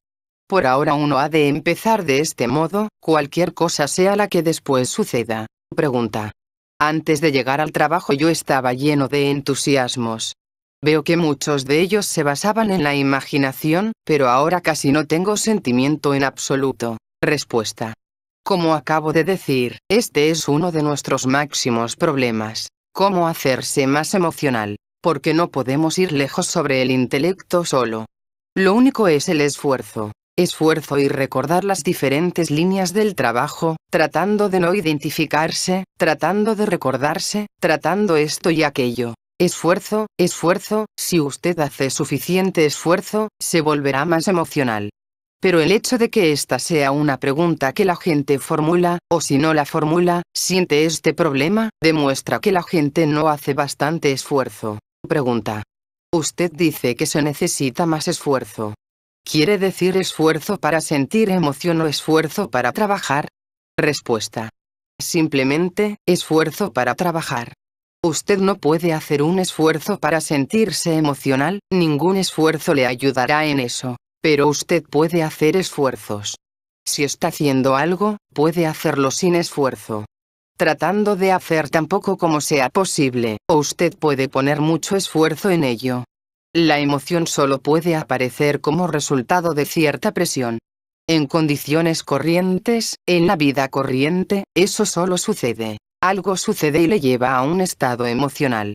La cuestión es cómo producir la emoción, cómo hacernos emocionales. Y digo que en nuestro estado actual hay una sola cosa: esfuerzo. Pero no esfuerzo para producir emoción. No hay tal esfuerzo. Pero el esfuerzo muy fuerte y continuo en cualquier trabajo que usted realice le hará más emocional después de algún tiempo. No de inmediato, ciertamente. Cierto periodo de esfuerzos, en diferentes líneas, es seguro que aumentará sus emociones. Pregunta. ¿Por qué ha de ser tan difícil hacer esfuerzos? Respuesta. Los esfuerzos pueden parecer difíciles porque no estamos preparados en nuestra mente. No pensamos correctamente acerca de ellos. Ni siquiera aceptamos mentalmente que es necesario hacer esfuerzos. Eso crea la máxima dificultad. La necesidad de hacer esfuerzos llega como un choque, como una cosa nueva. Pregunta. Mediante esfuerzo no puedo llegar a un estado que a veces sobreviene accidentalmente. Respuesta. Usted dice que sobreviene accidentalmente. Si es lo que significo, sobreviene como resultado de sus esfuerzos, solo que no sobreviene al momento. Pero si usted no hubiera hecho esfuerzos, no sobrevendría accidentalmente, de modo que no es realmente accidental. Cuantos más esfuerzos haga usted, más tendrá estos momentos accidentales de recordarse, de entender, de ser emocional. Todo es resultado del esfuerzo. Solo que, en este caso, no podemos conectar la causa y el efecto. La razón de que no podemos conectarlos se debe probablemente a muchas cosas pequeñas, como la identificación, la imaginación, y cosas por el estilo. Pero la causa está allí y en cierto momento aportará un resultado. Y jamás debemos esperar resultados inmediatos. Es necesario trabajar durante largo tiempo para crear niveles normales permanentes, a fin de tener resultados inmediatos. Incluso eso, sobreviene solamente en estados muy emocionales. Si mediante la voluntad, o el deseo, o la intención, pudiéramos volvernos más emocionales, muchas cosas serían diferentes. Pero no podemos. Somos muy bajos emocionalmente y ahí porque la mayor parte del trabajo que ahora hacemos, aunque realmente lo hagamos, no puede tener resultados inmediatos. Pero ningún esfuerzo correcto se pierde, siempre queda algo, solo que deberá ser seguido por otros esfuerzos mayores. De modo que la primera cuestión es cómo volvernos más emocionales, y eso no podemos hacerlo, salvo indirectamente, haciendo esfuerzos. La segunda cuestión es cómo usar los estados emocionales cuando llegan, y para eso es que debemos prepararnos, puesto que es posible. Los estados emocionales llegan y los perdemos en la identificación y cosas por el estilo. Pero podríamos usarlos. Pregunta. Cuando sobrevienen los estados emocionales, ¿el único modo de prolongarlos es recordarse? Respuesta. Dije usarlos. Ciertamente, si usted se recuerda, verá muchos modos de usar este estado cuando sobreviene. Es cuestión de observación. Eso le dará un poder diferente de pensar, un poder diferente de entender. Esto no se puede describir porque debe ser una experiencia personal. Pregunta.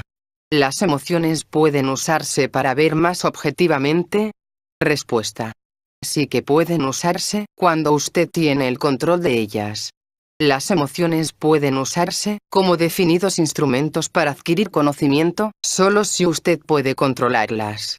¿Y qué significa el control? Significa no admitir la identificación ni la consideración.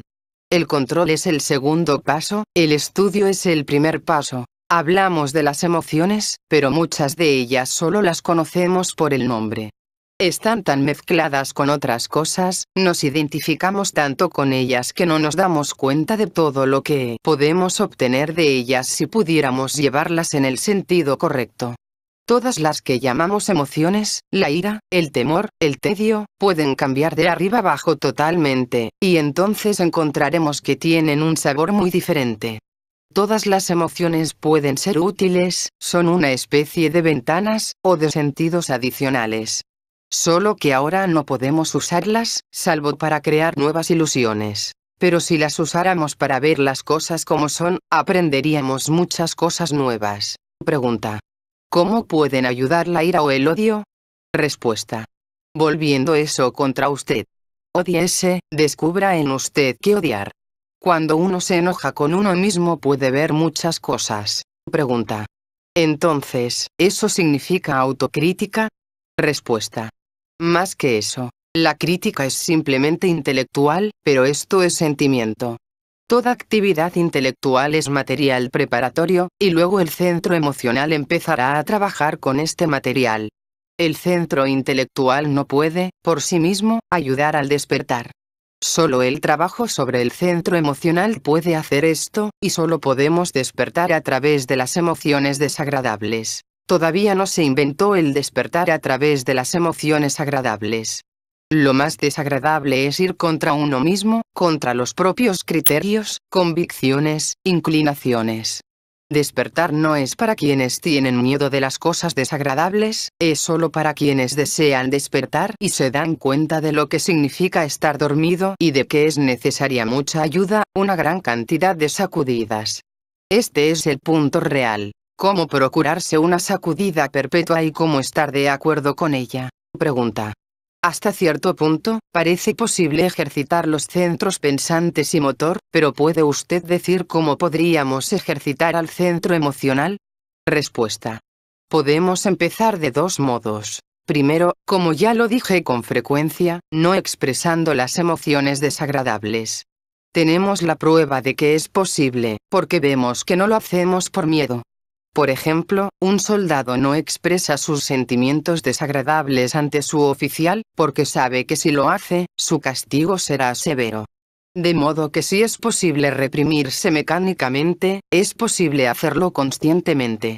Podemos actuar sobre nuestras emociones separando a la mente de las emociones. La mente no solo puede ser ejercitada, sino también enseñada para que esté al lado y mire las emociones. Entonces, luego de un tiempo, el centro emocional empieza a darse cuenta que de nada vale continuar si la mente no sigue. Entonces, por regla general, cada uno tiene unas 5 o 6 clases de emoción para ciertas ocasiones. De modo que cada uno puede saber de antemano qué sucederá. El repertorio es muy limitado, de modo que podemos y debemos estudiarnos desde este punto de vista. Es realmente mucho más fácil de lo que pensamos, y es absolutamente posible prever por anticipado las cosas que sucederán. Si nos hablamos seriamente durante media hora, podemos detener nuestras emociones, porque conocemos todas las asociaciones que las producirán. Eso no sería fácil si nuestro repertorio de emociones fuera ilimitado. Pero las emociones para mañana son muy limitadas. Usted sabe muy bien que sería difícil pensar en una nueva. Pero deberá conocer muy bien todas las asociaciones, y deberá conocer los caminos por los que las emociones llegan corrientemente. Esto es lo más difícil. El centro emocional es el más fuerte que tenemos. La razón quiere detener a la emoción, pero es débil, y la emoción es fuerte. Uno solo puede detenerla de un modo indirecto, y no en el momento. Pregunta. ¿Es malo intentarlo? Respuesta. No, es bueno. Luego, poco a poco, puede averiguar cómo detenerla, pues eso solo puede hacerse mediante habilidad. El único modo es crear nuevas actitudes opuestas a las emociones que usted quiere detener. Entonces, a la larga, la actitud puede mostrarse más fuerte que la emoción. De modo que hay dos medios para detener a la emoción. Primero, siendo conscientes, y segundo, creando actitudes correctas. Pero para cada caso particular es necesaria una actitud diferente, de manera que es un trabajo largo. No solo somos máquinas, ya somos máquinas averiadas. A fin de reparar la máquina, es necesario trabajar arduamente. Pregunta. ¿Qué actitud protectora sugiere usted contra las emociones negativas? Respuesta. Como dije, primero, tratar de recordarse. Si es consciente de todo lo que prosigue en usted, podrá pararlas cuando son aún pequeñas. Cuando son grandes, no podrá. Entonces, al observarse, encontrará cosas que le convierten en más dormido, en más mecánico. Deberá separarlas de las cosas que pueden ser útiles. Pregunta. Esto es respecto de uno mismo. ¿Pero cómo protegerse de las emociones negativas de los demás? Respuesta. Nuestra identificación nos procura las emociones negativas de los demás. Nos torna susceptibles a ellas. Si tiene un caso definido, podrá visualizar la posibilidad de no identificarse, y verá que será menos susceptible. Pero incluso mejor que visualizarla, ensáyela en un hecho real. La relación de la identificación con las emociones negativas no es una teoría, puede ser verificada fácilmente. La identificación es más fácil de entender que las emociones. Hay centenares de emociones negativas diferentes, pero la identificación es siempre la misma. El primer paso hacia la no identificación es la observación de sí. Uno puede vigilar las impresiones en el momento en que ingresan. La identificación trabaja en el caso de la atracción y del rechazo. Pregunta. Ahora veo a la mecanicidad hasta un grado mayor y esto parece involucrarme en una identificación mayor, y en temor, y en un sentido de estar atrapado. Respuesta. Si usted, con temor, se refiere a la mecanicidad en usted, este temor puede tener una finalidad útil, porque ya conoce bastante sobre ella, cómo luchar con ella, cómo dejarla al descubierto. Pregunta. He estado tratando de detener la expresión de las emociones negativas a fin de luchar con la mecanicidad, pero estos esfuerzos paran muy rápidamente y la necesidad de despertar queda olvidada. Respuesta. Esto se debe a que usted lo intenta sobre las emociones pequeñas. Si trata de no expresar las emociones serias, se mantendrá despierto más tiempo. Si recordara luchar con la expresión de las emociones realmente fuertes, en el momento correcto vería la diferencia. Pregunta. Me confunde la cuestión de expresar las emociones. Si sentir una emoción positiva está más allá de la experiencia humana corriente, y se nos dice que no expresamos las emociones negativas, ¿esto significa que no hemos de expresar ninguna emoción? Respuesta. No, es necesario navegar entre las dos. Debemos ser tan emocionales como sea posible, pues perdemos muchas percepciones, ideas, entendimientos, porque en el momento no somos emocionales. Muchas percepciones llegan a través de la emoción. No tenemos emociones positivas, pero podemos decir que tenemos emociones negativas y emociones agradables y desagradables que no son negativas. Pregunta. ¿Positivo significa no negativo? Respuesta. Sí, y además, mucho más. Una emoción que no puede volverse negativa da enorme entendimiento, tiene un enorme valor cognoscitivo.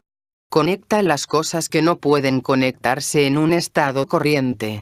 En las religiones se aconseja y recomienda tener emociones positivas, pero aquellas no dicen cómo conseguirlas. Expresan, ten fe, ten amor. ¿Cómo? Cristo dice, amad a vuestros enemigos. No es para nosotros, ni siquiera podemos amar a nuestros amigos. Es lo mismo que decirle a un ciego, usted debe ver. Un ciego no puede ver, de lo contrario, no sería un ciego. Eso es lo que significa una emoción positiva. Pregunta. ¿Cómo podemos aprender a amar a nuestros enemigos? Respuesta. Primero, aprenda a amarse. No se ama bastante. Ama a su falsa personalidad, no a usted mismo. Es difícil entender el Nuevo Testamento o los escritos budistas, pues son notas tomadas en una escuela. Una línea de estos escritos se refiere a un nivel, y otra línea a otro nivel. Pregunta. ¿Tiene un nombre para una emoción que no sea negativa? Respuesta. Puede ser placer o sufrimiento. Pero ambos pueden volverse negativos, pues la tendencia está allí. Cada emoción puede volverse negativa o dar nacimiento a otras emociones negativas. Pregunta. ¿El centro instintivo no es un buen sustituto del centro emocional? Por ejemplo, el amor por los animales y los niños pequeños. Respuesta. No podemos hablar de animales cuando hablamos sobre el hombre. Las emociones instintivas negativas tienen su lugar y sus propias causas normales, pero el centro emocional toma los resultados de aquellas y sustituye las causas imaginarias. Es interesantísimo ver la falta de simetría entre las emociones agradables y desagradables. Las emociones agradables no pueden crecer mucho, son limitadas. Las emociones desagradables pueden crecer. Pero esto se refiere solamente a nuestro estado actual de conciencia. En otro estado, la simetría se restablece, pues allí también pueden crecer las emociones agradables. Por supuesto, no podemos verificar esto hasta que nos hallemos en otro estado de conciencia. ¿Por qué pueden crecer las emociones desagradables? Porque no hay límites para el estado anormal de la máquina. Pero los placeres están limitados por nuestros poderes de percepción. Este es uno de los lados desagradables de nuestra situación. Pregunta. Pienso que estamos tan acostumbrados a juzgar por los resultados que mi dificultad es que no puedo juzgar si logré algo o no cuando hago esfuerzos en el trabajo. Respuesta. Lo entiendo perfectamente. Pero vea, es demasiado temprano para hablar sobre resultados. Tiempo llegará, tal vez muy pronto, en el que empezaremos a ver algunos resultados, pero no todavía. En condiciones corrientes, juzgamos por los resultados. Si estudiamos un idioma, sabemos que, después de algún tiempo, podremos leer frases breves, luego, pequeños párrafos, después, relatos cortos. Pero, si usted toma el lado psicológico del trabajo, ha de efectuar esfuerzos para observar, esfuerzos para recordarse, y al principio no verá resultados visibles. Luego, después de algún tiempo, verá algunos resultados, pero no podrá regatear acerca de ello. Pregunta. ¿Pero cómo puedo decir si he establecido algo para mí, que me llevará más lejos? Respuesta. Solo usted puede responder eso. Depende de usted, de cuánto entienda, de cuán preparado esté. Un día hay una situación, otro día otra situación.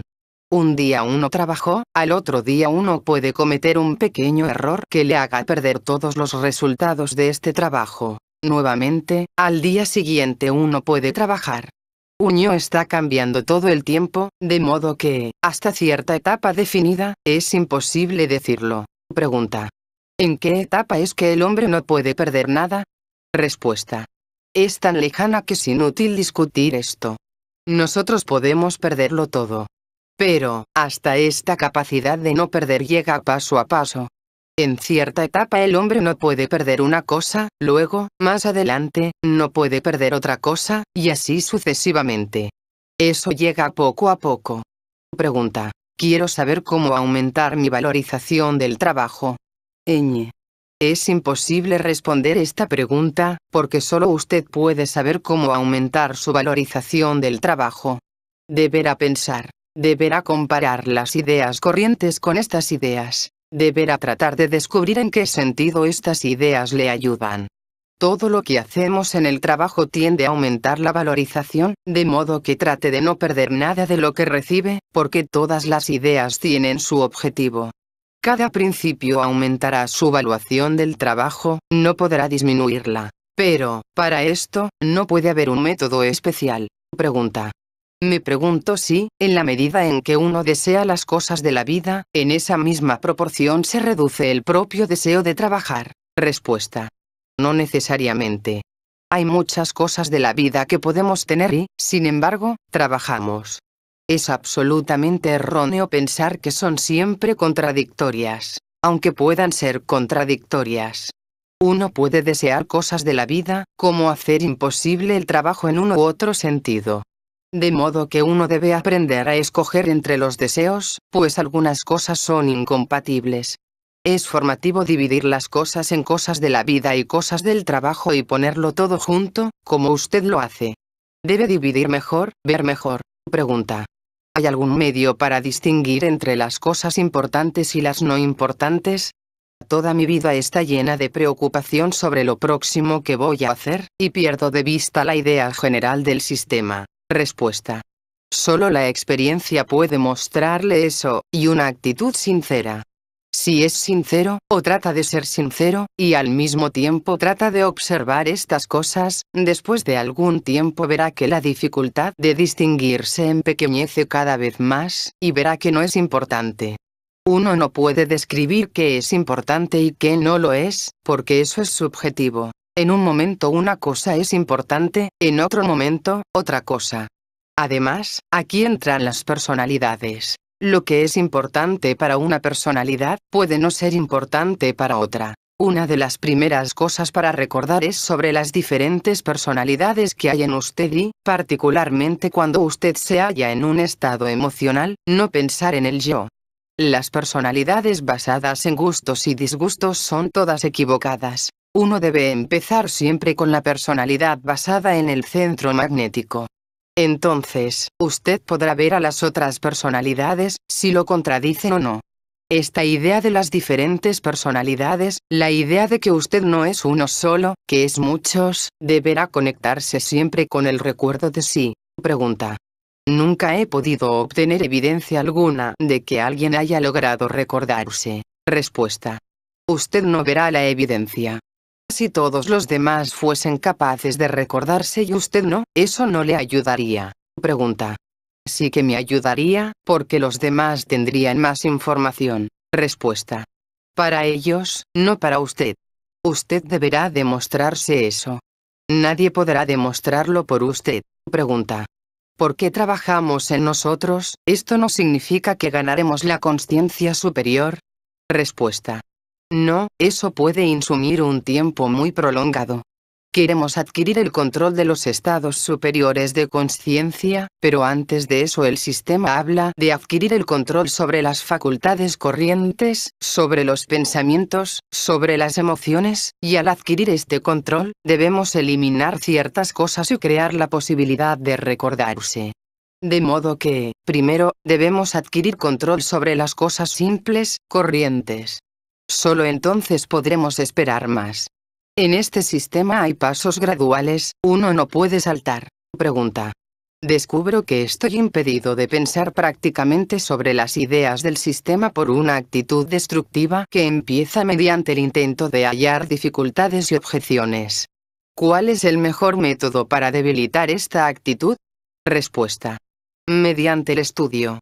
De hecho, esto es interesante como observación, porque muchas personas, no necesariamente solo las que están en el trabajo, viven únicamente de objeciones. Cuando no encuentran una objeción, no sienten que estén trabajando, ni pensando, ni nada. Por las preguntas que las personas formulan, advierto que no entienden cómo sobrevienen las cosas nuevas. La dificultad es que estamos demasiado acostumbrados a pensar en absolutos. Todo o nada. Pero es necesario entender que todo lo nuevo sobreviene primero en destellos. Llega y luego desaparece, llega otra vez y desaparece nuevamente. Solo que, después de cierto tiempo, estos destellos se vuelven más prolongados, y luego más prolongados todavía. Pregunta.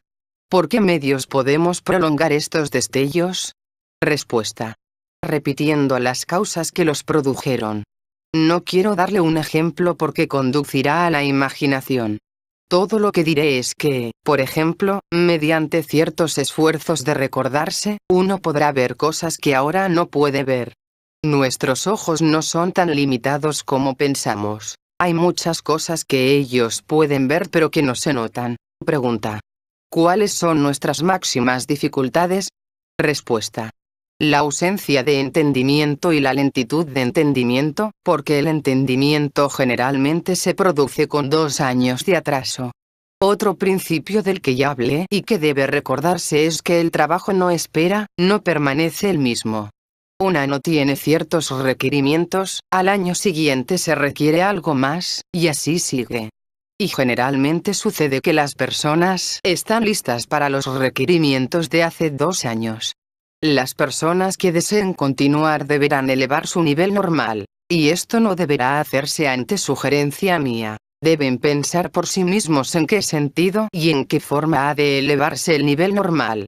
Deben pensar sobre los pormenores. Las cosas que, para empezar, fueron solo aconsejadas, deben ahora convertirse en reglas para ustedes, pero no en el sentido de reglas de escuela, usando la palabra escuela en su significado corriente. Debe entenderse la necesidad. Hemos llegado a la etapa en que debemos ser serios, y esto significa autolimitación, limitar la falsa personalidad. La libertad del yo depende de la limitación de la falsa personalidad. Ambos no pueden ser libres juntos, uno u otra deberá ser sacrificado.